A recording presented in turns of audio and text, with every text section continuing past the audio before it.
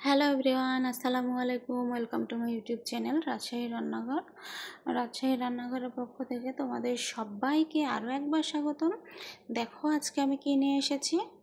আজকে নিয়ে এসেছি আমি কর্নফ্লেক্স রেসিপি। এটা হচ্ছে কর্নফ্লেক্স। এই কর্নফ্লেক্সটা আমি কিভাবে রান্না করলাম, কিভাবে আমার বাবুকে আমি খাওয়াই, সেটা তোমাদের সঙ্গে আজকে আমি শেয়ার করব। বন্ধুরা, তোমরা যদি আমার চ্যানেলে নতুন হয়ে থাকো অবশ্যই আমার চ্যানেলটাকে সাবস্ক্রাইব করে নেবে, আর পাশে থাকা বেল আইকনটা অবশ্যই অল করে নেবে, তাহলে আমার সমস্ত ভিডিও তোমাদের নজরে পড়বে। তাছাড়া আমার চ্যানেলটাকে তোমরা হারিয়ে ফেলবে, আমার কোনো ভিডিও তোমরা পাবে না। তাহলে চলো রান্না করে ফেলি। চলে এলাম রান্নাঘরে। আমার কর্নফ্লেক্স রান্না করতে লাগবে দুধ। এখানে আমি দুধ নিয়েছি। যে পরিমাণ আমি কর্নফ্লেক্স নিয়েছি সেই পরিমাণ আমি দুধ নিয়েছি, কারণ কর্নফ্লেক্সটা প্রচুর দুধটা টেনে নেবে। যখন আমি দুধের মধ্যে কর্নফ্লেক্সটা দিব তখন দেখবে পুরো দুধটা টেনে নিয়েছে। এই জন্য একটু বেশি করে আমি দুধ নিয়েছি। তাহলে চলো এটাকে এখন রান্না করে ফেলি। আমার এই দুধটা রান্না করতে লাগবে 2 টুকরো এলাচ। আমি এখানে 2 টুকরা এলাচ দিলাম, 2 টুকরো দিলাম তেজপাতা। আমার দুধটা ফ্রিজে ছিল, এখনও ঠান্ডা আছে, যার কারণে একটু গোটা গোটা লাগছে। এবার আমি নাড়াচাড়া করে দিব। নাড়াচাড়া করে এটাকে মিশিয়ে নেব। যদি নতুন বন্ধু হয়ে থাকো অবশ্যই সাবস্ক্রাইব করে দিবে এবং পাশে থাকা বেল আইকনটা ক্লিক করে দিবা। তাছাড়া তোমরা কিন্তু আমাকে হারিয়ে ফেলবা। দেখো আমি একটু নাড়াচাড়া করে দিলাম। এবার কিছুক্ষণ চুলার উপরে থাকার পরে এর সাথে আরও দিয়ে দেব 1 টুকরো লবণ, মানে 1 চিমটে লবণ। 1 চিমটে লবণটা দিয়ে নিলাম।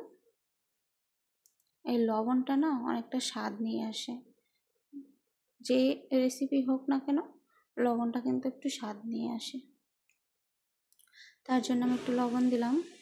এবার এর সঙ্গে আরও একটা জিনিস বাকি আছে, সেটা হচ্ছে চিনি। এবার আমি চিনি দিয়ে নেব। আমি 3-4 চামচের মতো এখানে চিনি দিয়ে নিচ্ছি।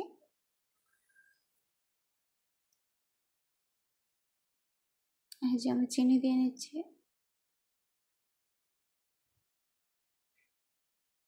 এবার ভালোভাবে চিনিটাকে মিশিয়ে নেব। চিনিটা যেন গোটা না থাকে এই জন্য একটু নাড়াচাড়া করে দিব।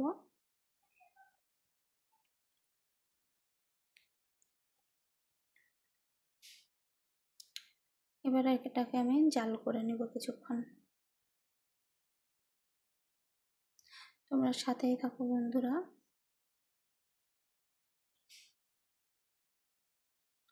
এটাকে এবার আমি জাল করে নিচ্ছি। যেহেতু দুধটা অনেক ঠান্ডা তাই গরম হতে একটু সময় লাগছে। দেখো আমি একটু নাড়াচাড়া করে দিচ্ছি। এই যে দুধের বলক চলে এসেছে। এভাবে আমি কিছুক্ষণ জাল করে নিব। পুরোটা দেখায়নি জাল করা, তাহলে ভিডিওটা অনেক বড় হয়ে যাবে, তার জন্য ভাবলাম শুধু একটুখানি দেখিয়ে নিই। এভাবে আস্তে আস্তে বলক চলে আসলে কিছুক্ষণ জাল করে নিবে তোমরা, মানে খাওয়ার উপযোগী করে নিবে। এটা ছিল আমাদের দেশি গরুর দুধ, এজন্য একটু লাল লাল লাগছিল। এটা গ্রামের বাসা থেকে নিয়ে আসা দেশি গরুর দুধ।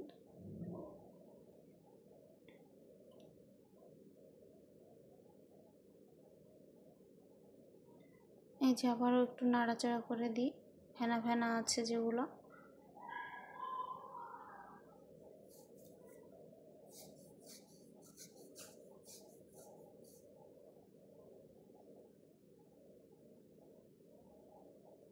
তোমরা সাথেই থাকো বন্ধুরা শেষ পর্যন্ত। আমি দেখছি এক টুকরো দুধ নিয়ে দেখলাম যে আমার লবণ চিনি সব কিছু ঠিক আছে কিনা। এবার চলে গেলাম রান্নায়, আমার সব কিছু ঠিক আছে। এবার চলে আসলাম কর্নফ্লেক্সের কাছে। এখন এই কর্নফ্লেক্সের মধ্যে সেই দুধটাকে দিয়ে নেব, কারণ কর্নফ্লেক্স যদি দুধের মধ্যে দেওয়া হয় তাহলে গলে যাবে তাড়াতাড়ি, এই জন্য দুধটাই কর্নফ্লেক্সের উপরে ঢেলে দেব। দেখো আমি দুধটা কর্নফ্লেক্সের ওপর ঢেলে দিচ্ছি। আমি তেজপাতা দিব না, যার কারণে এখানেই আটকিয়ে দিলাম এভাবে। এখন এই কর্নফ্লেক্সটা চামচ দিয়ে বসিয়ে দেব দুধের মধ্যে। দেখো এভাবে বসিয়ে দেব। এখন এটাকে আমি ঢাকনা দিয়ে ঢেকে 10 মিনিট রেস্টে রেখে দেব। এই যে আমার এটাকে রেডি হয়ে গেছে, এবার এটাকে ঢাকনা দিয়ে ঢেকে দেব। দেখো এখন আমি 10 মিনিট পর চলে আসব। এই দেখো কি অবস্থা, সব কিছু চুষে নিয়েছে। আর দেখো আমি দেখাচ্ছি একটুও দুধ নেই, এই দেখো একটুও দুধ নেই। যে বাচ্চারা দুধ খেতে চায় না, কর্নফ্লেক্স খেতে চায় না, তাদের জন্য এভাবে বানিয়ে দেবেন। আমার বাচ্চাকে এভাবে বানিয়ে দিলে সে খুব পছন্দ করে।